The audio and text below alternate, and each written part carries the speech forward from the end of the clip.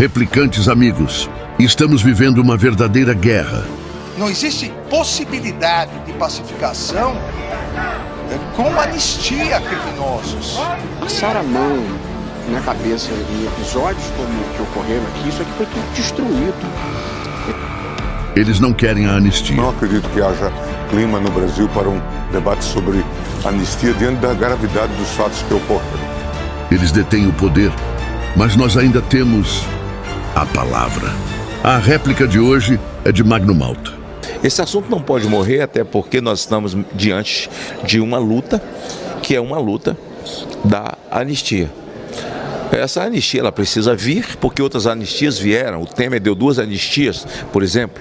O Temer anistiou as mulheres que tinham cometido crime e que tinham filhos abaixo de 12 anos, mas o crime não era letal, era de baixo potencial ofensivo, e elas foram anistiadas. E depois anistiou as avós que tinham netos e que não tinham cometido crime de nenhum potencial. O que acontece? Depois veio a anistia antes que o Lula deu para o César de Batiste. E essa anistia é para um terrorista que tinha como advogado o ministro Barroso, que hoje é o ministro Supremo, era advogado, e que a Suprema Corte do Brasil se fez maioria para poder anistiar um terrorista que agora está preso de prisão perpétua na Itália, que já confessou todos os crimes, inclusive o crime de ter queimado uma família inteira com os filhos, crianças vivas foram ceifadas, queimadas por esse terrorista, que já contou todos os seus crimes, não é? Simplesmente para não ir para chamada pena de morte, agora está de prisão perpétua, e eles anistiaram ele aqui. O Lula deu anistia para ele. A anistia que Temer deu aqui atingiu muitas vezes muitos bandidos que cometeram crimes aqui no Brasil, até o Adair Pinheiro, por exemplo, um sujeito pedófilo, que foi descoberto por nós e investigado por nós na CPI da pedofilia, e que teve diversas prisões por conta de abuso infantil, foi eleito agora prefeito de Quari.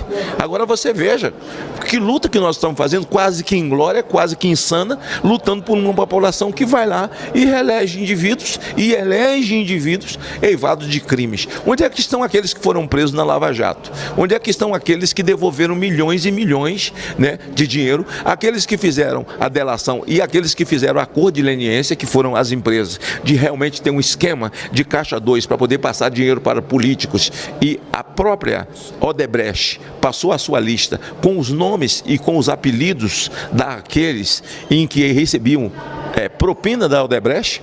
Eles viraram réu no Supremo e agora simplesmente eles são pessoas que foram inocentadas, já estão agindo dentro desse governo e se tornaram criminosos as pessoas que estavam na rua. O Clezão, por exemplo, foi preso dentro do Senado, onde não teve um vidro quebrado, sentado ali dentro. Aliás, vi um vídeo agora em que ele saiu daqui na cadeira de roda, levado pelos bombeiros, já todo monitorado, né, doente, e que a PGR pediu para soltá-lo por falta de provas e crimes, não pela doença, mas também a doença, eles já haviam pedido por conta da comorbidade dele, mas ele morreu nas vistas do Estado. Então, essa anistia, ninguém está anistiando bandido. O que o Supremo fez e que as casas legislativas fizeram, esse é que é o grande problema deles terem aceitado, é dizer o seguinte: acuse-os daquilo que você é. Quer dizer, os antidemocráticos somos nós, eles são os democratas agora. Em 2017 houve uma quebradeira e botaram fogo em toda a esplanada do ministérios. O ministro Alexandre de Moraes tinha 2 meses que já era ministro do Supremo Tribunal Federal. O que o senhor fez? O senhor chamou eles de terroristas? Nada aconteceu com eles, mas agora as pessoas inocentes, porque vieram para a rua. Então nós estamos vivendo assim dias absolutamente difíceis, onde uma narrativa levou um indivíduo condenado por peculato, desvio de dinheiro, lavagem de dinheiro, preso, a ter direitos constitucionais elegível, e um que não cometeu nenhum crime ficou inelegível por não ter cometido nenhum crime, que é o caso de Jair Bolsonaro.